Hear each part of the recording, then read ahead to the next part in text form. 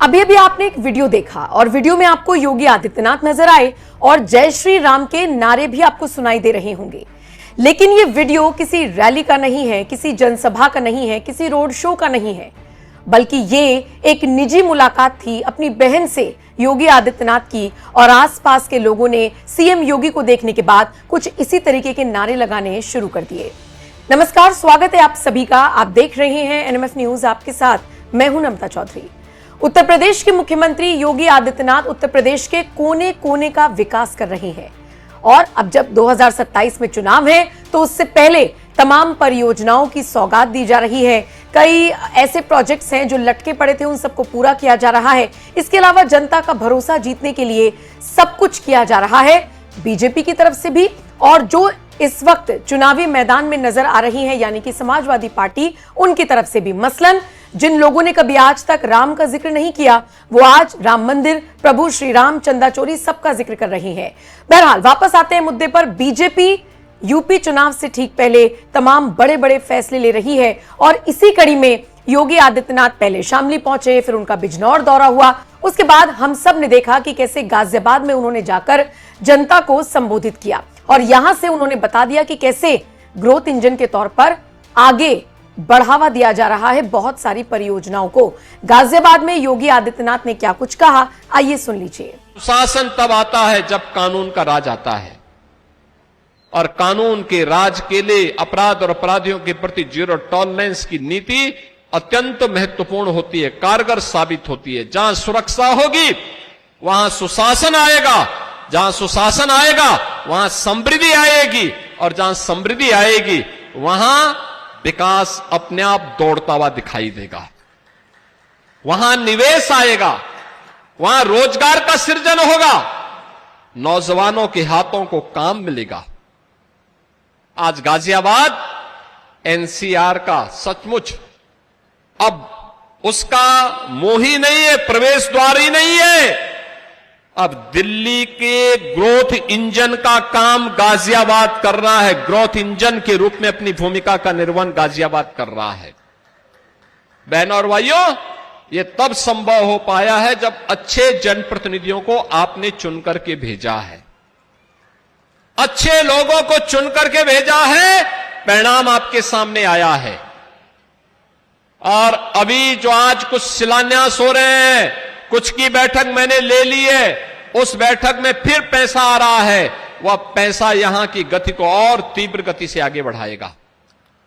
बहनों और भाइयों, विकास की योजनाओं के लिए कार्य योजना बनना, जनप्रतिनिधियों के प्रस्तावों को उसमें समाहित करना और फिर उन प्रस्तावों को द्रुत गति से आगे बढ़ा करके विकास में तब्दील कर देना, यह परिणाम देगा, यह रिजल्ट देगा। लेकिन इसके लिए फुर्सत चाहिए। आप मुझे बताओ ना, 2017 के पहले जो लोग प्रदेश में शासन करते थे क्या करते थे? 12 बजे सोकर के उठते थे, 2 बजे तक तैयार होते थे, फिर खा पी करके उनके जिम जाने का समय हो जाता था। जिम से वापस आए तब तक उनकी अपनी मंडली बैठ जाती थी और फिर देर रात्रि तक मंडली जो बैठती थी, मंडली जो सस्ती थी, कभी हटती नहीं। ये तो सीएम योगी का एक बयान था। इसके बाद उन्होंने एक और स्टेटमेंट दिया जो सोशल मीडिया पर वायरल है, जिसमें वो समाजवादी पार्टी पर तंज कसते हुए नजर आए, जिसमें वो कहते हैं कि इन लोगों को जो आज प्रभु श्री राम की बात कर रही हैं, इन सबको तो केसरिया रंग से भी एक वक्त पर दिक्कत हुआ करती थी, इन सबको तो राम राम बोलने वालों से दिक्कत हुआ करती थी। सुनिए योगी आदित्यनाथ ने क्या कुछ कहा। कांग्रेस और समाजवादी पार्टी आज आस्था की बात कर रही है, आस्था की बात। इनके मुंह से आस्था की बात बड़ी हास्यास्पद लगती है। ये कौन लोग हैं जो आज आस्था की चर्चा कर रहे हैं? ये वही लोग हैं जिन्होंने कभी कावड़ यात्रा पर रोक लगाई थी। इनको हर हर बम बम पर इनको आपत्ति थी। किसी व्यापारी पर बम फेंकने पे इनको आपत्ति नहीं होती थी, कट्टा और बम बनाने में इनको आपत्ति नहीं होती थी, लेकिन हर हर बम बम बोलते हुए चलने वाले शिव भक्तों पर इनको आपत्ति होती थी। इनको इस केसरिया रंग से ही चिढ़ होती थी। ये वही लोग हैं जिन्होंने श्री कृष्ण जन्माष्टमी के पर्व और त्योहार को रोका था, जिन्होंने रामनवमी की शोभा यात्रा को प्रतिबंधित किया था, जिन्होंने दुर्गा पूजा के पंडालों पर रोक लगाने का काम किया था। ये वही सपा है, ये वही कांग्रेस है।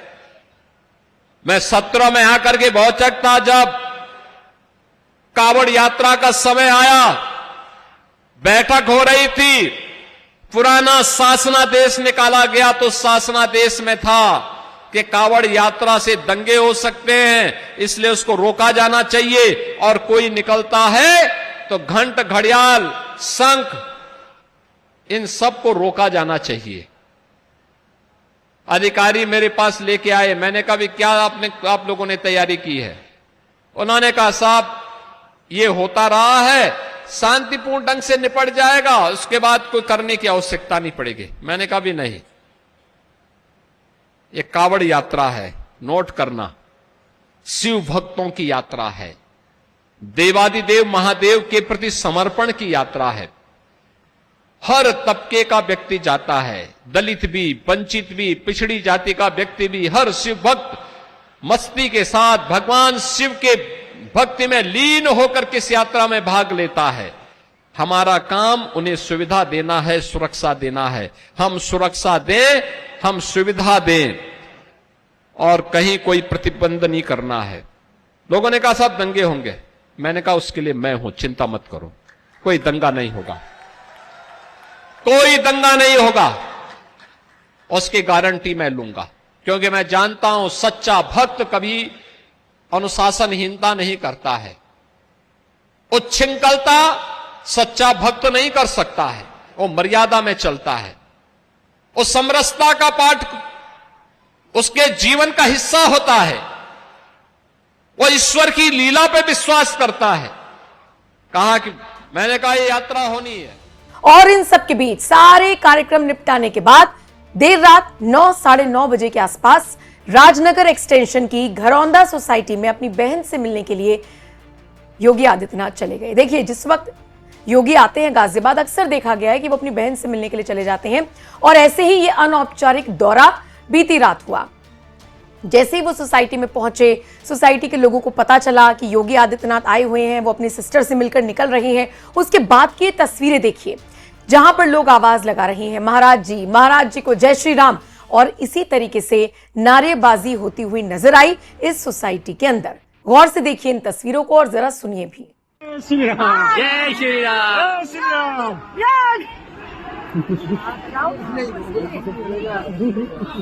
पीछे दो जय श्री राम, जय श्री राम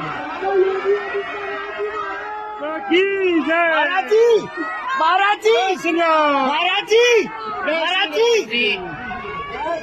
जय श्री राम, महाराज जी, जय श्री राम।